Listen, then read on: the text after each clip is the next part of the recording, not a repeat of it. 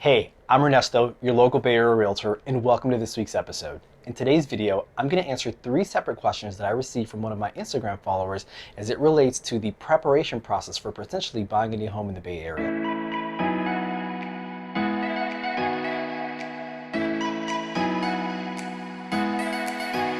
Now, before we begin, don't forget to like and subscribe to my channel so that I know you like this content, and don't forget to share it with your friends.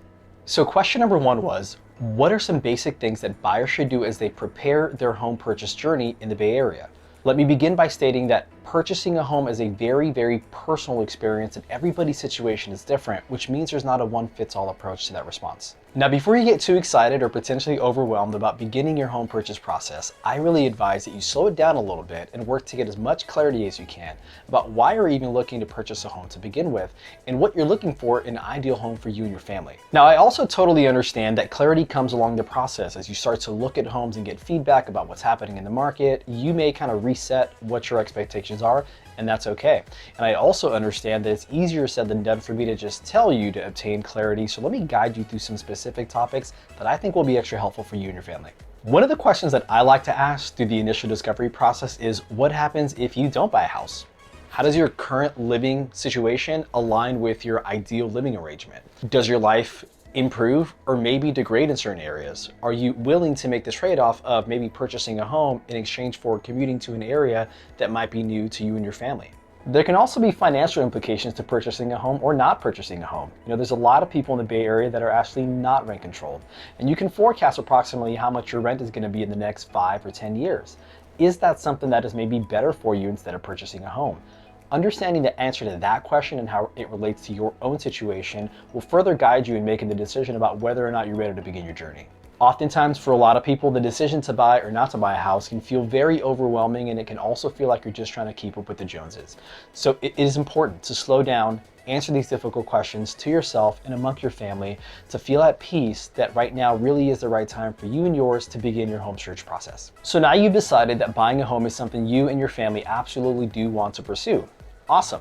Next, it's time to start thinking through what the ideal home is for you and your family. At a very high level, for most people, some of the features you want to start thinking through are things like, what is the total square footage of the home? How many bedrooms and bathrooms does it have? How much green space does it have or not have? How close are you to major transportation points? These are some of the things you should start thinking through, and then start asking yourself, what are you flexible on and what are you not flexible on? And answering those questions should help start guiding you towards your ideal home. The next step in this process is to start shopping mortgage lenders and get pre-approved. And there's 3 major points that I want to make within the pre-approval process that I think we don't discuss often enough. The first point that I want to make about shopping for a lender is that running your credit for a pre-approval is going to slightly hit your credit. This is not going to be the reason why your credit goes from great to just good or good to bad. So there is going to be a small impact to your credit, and you should be prepared for that, but it's not going to be the reason why you ever get denied. Point number 2 is that you want to get pre-approved as early in the process as you possibly can, and this is going to allow you to uncover any surprises in your credit score that maybe you were not expecting, and so doing so as early as possible will give you the time that you need to fix or improve your credit so that when you are ready, your credit's not an issue about why you're being held up. My last and possibly favorite pro tip as it relates to shopping for mortgages is that within a 14-day window, and in some cases greater, but definitely 14, you can shop for as many lenders as you want, and it will not hit your credit multiple times. So as much as my friends in lending probably don't want me to tell you this, don't be afraid to take your file and your documents and shop around and see who's going to give you and your family the best rate you can possibly get. And so after speaking with the lender and selecting which one you're going to go with, you should have a really good idea for what your purchase price budget's going to be, and also a really good idea for how much money you will need to bring to the table to cover things like your down payment and your closing costs. And at that point, I would feel really comfortable working with a realtor and start looking at homes that might be a good fit for you and yours. Question number 2 that I received was, how do you set your budget? And the answer is that it depends. Everybody's different. There are tools online that you can use at no cost to you that might help you along the way. You can Google Home Mortgage Affordability Calculator and Home Mortgage Payment Calculator and kind of run through those scenarios, and you should at least be in a ballpark, although it's not going to be precise compared to what your lender quotes you.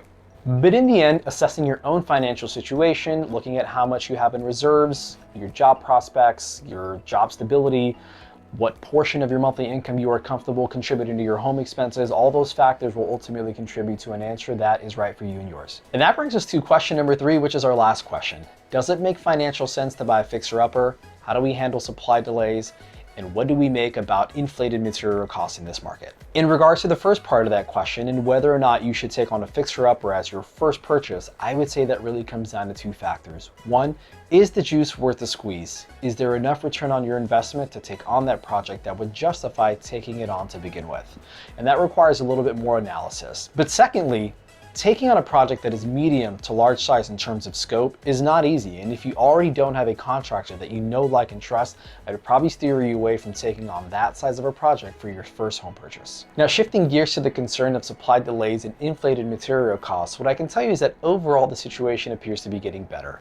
One of the materials that was notably delayed in terms of timeline were windows. So if your project does not involve a lot of windows, it shouldn't be a big concern to you.